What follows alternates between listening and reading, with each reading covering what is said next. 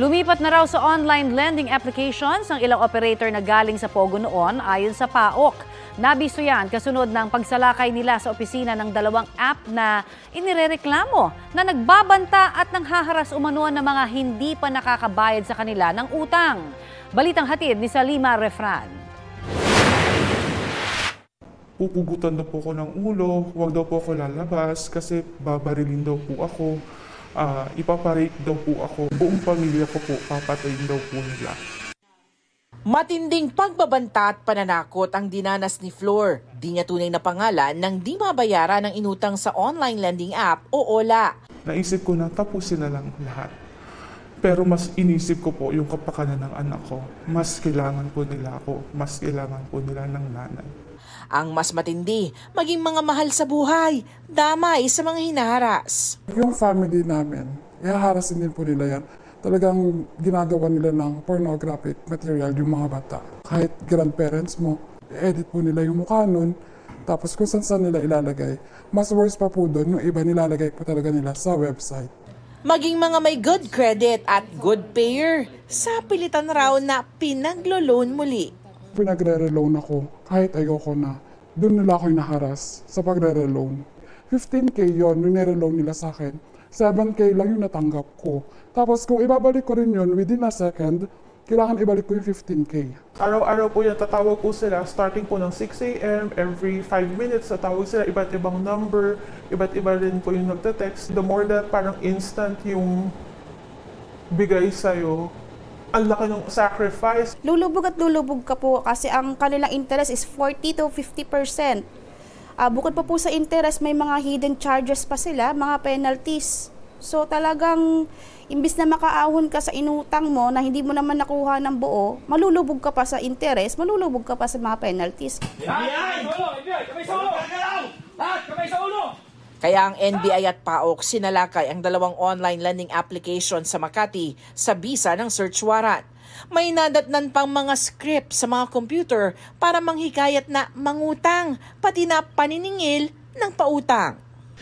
Marami na pong yung mga nagtangkang magpakamatay, nasira yung buhay, nagkaroon ng depression. Ilan ang kliyente mong kinukulit kada araw? 100 plus po. Paano mo kinukulit o sinisingil? Reminders lang po na kung pwede sila makapag-advance. Kayo po ba yung nananakot din at nagbabanta sa mga naglulong sa inyo hindi nakabayad? Hindi po, wala po kaming ganong ma'am. 131 ang mga Pilipinong kinustudiya ng NBI at PAOK doon sa ginawang raid sa mga online lending applications noong isang linggo. Pero 117 lamang yung paharapin sa mga reklamo ng paglabag sa Data Privacy Act. Yan ay dahil may mga bumaligtad at piniling maging testigo. Meron ho tayong mga nakuhang mga testigo, mga nakumbinsi ng mga trabahador na magtestigo laban sa kumpanya. Sa kanilang palagay, merong mga hindi na tamang ginagawa yung kumpanya kasi harassment na nga, pananakot yung ginagawa doon sa kanilang mga sinisingil na mga nagkakautang. Sa investigasyon ng PAOK sa online lending applications na raw lumilipat ang ilang operators sa mga Pogo, ngayong bawal na ang mga ito.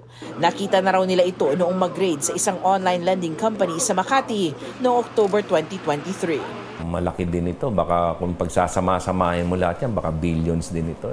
Yung kinikita nila sa ganyan. Kasi ang mabigat dito, kumikita sila sa dugo at pawis ng mga kababayan natin. Talaga na-establish natin na ito is hindi lang locally but internationally ang operation nila. Ang nakita natin dito is Chinese din na nagpapatakbo. Ang nabago lang, mga Pilipino naman ang mga empleyado. Ang nakakalungkot kasi dito, ang niloloko dito mga Pilipinos. At ang mga nanloloko, ang mga nangaharas, ang mga nagbibigay ng sakit ng loob is mga Pilipino din. At ito, ang nagpapasunod sa kanila, nagpapatakbo ng operation ay mga Chinese o mga foreign nationals na siyang nagsisilbing mga boss nitong loan applications. Ang SEC o Securities and Exchange Commission ang nangangasiwa sa mga financial lending instruments tulad ng mga online lending applications o platforms. Mula 2023, halos 24,000 reklamo na tungkol sa unfair debt collection ng mga OLA ang kanilang natanggap. Pero mahigit 300 lang ang nagpormalisa ng kanilang mga reklamo. May mga kasong naihain na ang SEC sa piskalya laban sa mga korporasyong may hawak sa mga nirereklamong mga ola. Sa SEC Circular 2019-18, nakalatag ang mga pinagbabawal na debt collection practice tulad ng mga pagmumura, pagbabanta at pagsasapubliko ng impormasyon. Yung sa permission to access gallery, contacts, cameras, microphone, talagang pinagbabawal yon. We officially write our partners and request for removal, monetary penalty, suspension, revocation after the due process. Sarima Nefra, nagbabalita para sa GMA Integrated News.